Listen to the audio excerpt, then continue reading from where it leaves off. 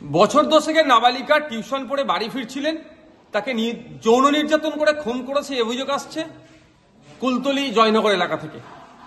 দুর্ভাগ্যের বিষয় আমাদের, যখন তিলোত্তমাকে নিয়ে সারা রাজ্য নয় সারা দেশ উত্তাল, সেই সময় রাজ্যে এ ধরনের ঘটনা কিভাবে ঘটে যাচ্ছে। ব্যাপারটা হচ্ছে রাজ্য সরকার তিলোত্তমার পক্ষ না নিয়ে সরকার এক প্রকার এই ধর্ষক খুনিদেরকে বাঁচানোর জন্য যেভাবে ডজন ডজন উকিল সুপ্রিম কোর্টে অ্যাপয়েন্ট করছে, ফলে যাদের মধ্যে এই পশুবৃত্তিগুলো আছে আরো বৃদ্ধি পাচ্ছে। কোনোভাবে তাদের কাছে এই মেসেজটা যাচ্ছে যে খুনি ধর্ষকদেরকে রাজ্য সরকার আড়াল করছে বা বাঁচিয়ে নেবে, ফলে আমাদের এই দুর্দিন দেখতে হচ্ছে। আমি সরকারকে ধিক্কার নিন্দা জানাচ্ছি। তিনি ল অ্যান্ড অর্ডার সিচুয়েশন যে ক্রিয়েট হচ্ছে বা এই ধরনের ঘটনা ঘটছে, এটাকে রোধ করতে ব্যর্থ হয়েছে।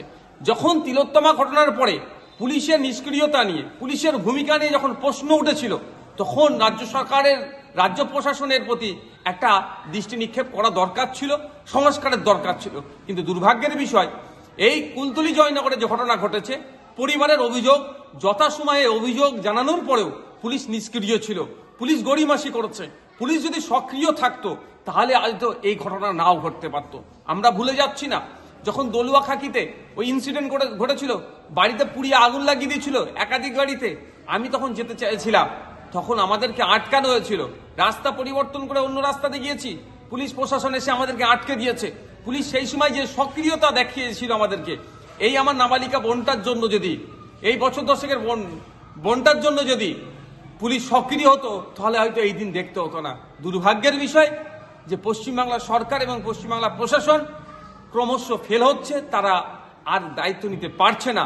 আমি আশা করব মুখ্যমন্ত্রীর কাছে, পুলিশ প্রশাসনের কাছে দ্রুত এর সাথে, এই খুনের সাথে, এই যৌন নির্যাতনের সাথে যে বা যারা যুক্ত আছে প্রত্যেককে গ্রেফতার করে ফাস্ট ট্র্যাক কোর্টের মাধ্যমে দ্রুত শাস্তির ব্যবস্থা করা হোক।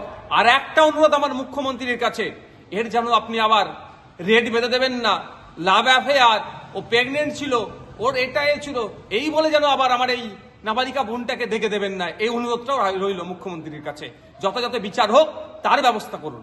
মনে মনে স্বপ্ন বেঁধে রেখেছেন আপনার একটি ড্রাগন ফলের বাগান হবে, আর চিন্তা নেই, আপনাদের কথা ভেবে একদম অল্প খরচে ড্রাগন ফল চাষের সুপরামর্শ দিয়ে চাষ করানোর বিশ্বাসযোগ্য প্রতিষ্ঠান, এবং এখানে পাওয়া যায় ড্রাগন ফল চারা গাছ।